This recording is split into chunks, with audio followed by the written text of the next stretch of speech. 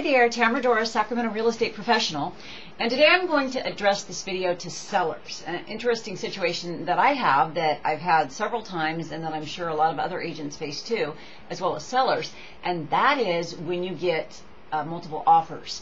And trying to pick one over the other, it may seem like a no-brainer, I'll go for the highest one, but that's not always the case. And sometimes it is the case, so how do you address it? Okay. First of all, it's really important to understand that if you are dealing with an REO, which is a foreclosed home, or a short sale, in both of those cases, the seller, as in the person living there, isn't really the true owner, so to speak. It's more or less belonging to the bank because the bank gets to make the ultimate decision. And that's whether it's a short sale listing or a foreclosed listing. There's an asset manager who's in charge of the asset, being the house, and so they get to decide. So if it's a distressed situation, then you have to look at it differently than if you are just a seller traditionally selling your home.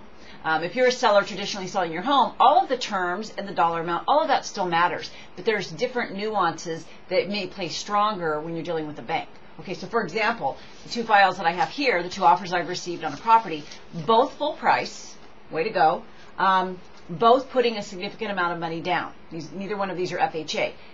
I would not choose the FHA one just because FHA is a little more risky. I would always go with the conventional. Now, I'm giving advice here as an agent representing a seller, okay? So I would prefer a conventional because then I know someone's got some skin in the game. They're willing to put down $20,000, $30,000. So the next things we look at are little things that may seem little, but to a bank could make a big difference, and to a traditional home seller to make a difference. For example, who's going to pay closing costs? You know, is the buyer asking the seller to pay closing costs? Because that can be several $1,000s. And so you may get a full price offer, but then you see that the buyer wants the seller to pay closing costs. You're not really getting full price offer, are you? That's one thing. Do they want a home warranty?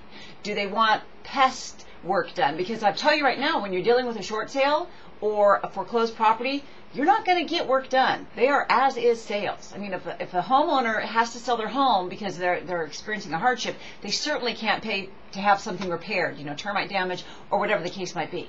So those are things to consider, the different terms involved. And I'll tell you, the one I have right now, I really had to rack my brain and look at it unemotionally, even though I had emotional attachment because one of the buyers, you know, really wanted this house and the other one was an investor.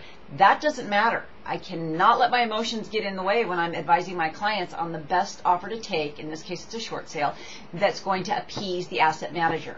So it's really important that you understand all the different terms that could be involved when you receive offers, and hopefully if you have your home for sale, you do receive multiple offers. And if you need help listing your home, just give me a call at 916-482-5834 and make it a great day.